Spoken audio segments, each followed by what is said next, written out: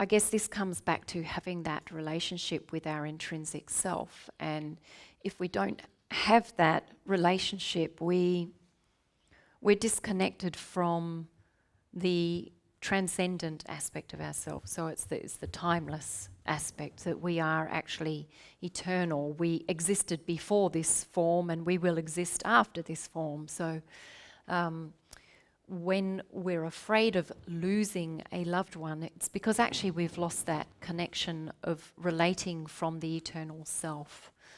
It doesn't mean that we can eliminate all our grief and eliminate that inherent quality of fear of losing a loved one. Why? Is because we're meant to have a unique experience with each other. And because we have this unique experience, we appreciate the uniqueness. You know, you are never going to experience this version ever again once this version is gone.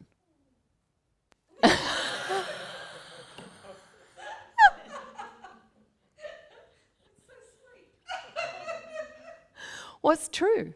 You know, you are never going to be this version of you again. And so I think it's actually false to imagine that we can completely remove ourselves from an element of grief, because that element does co-occur with a deep appreciation, a deep connection of the gift and the wonder of each unique thing being what it is. That's why we grieve. And if we don't have a connection to our eternal self, then we actually get lost in that grief and we never truly live again. We don't move through that natural passage and emerge again into a new cycle of life, peacefully, graciously. And so a lot of people on the planet are suffering from this sustained state of grief because they're actually disconnected from the eternal. When you know the eternal, you know your soul, you know your spirit.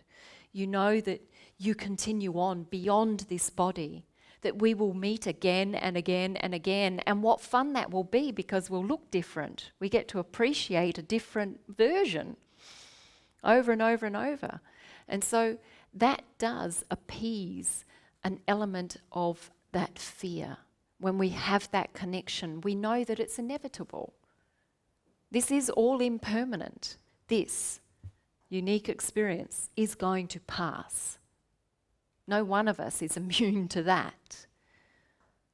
So it's about a balance, understanding, again, the nature of our humanity and having a deep intrinsic relationship based on understanding all of those qualities of ourself, the nature of our human experience and the nature of what we are as a human manifestation.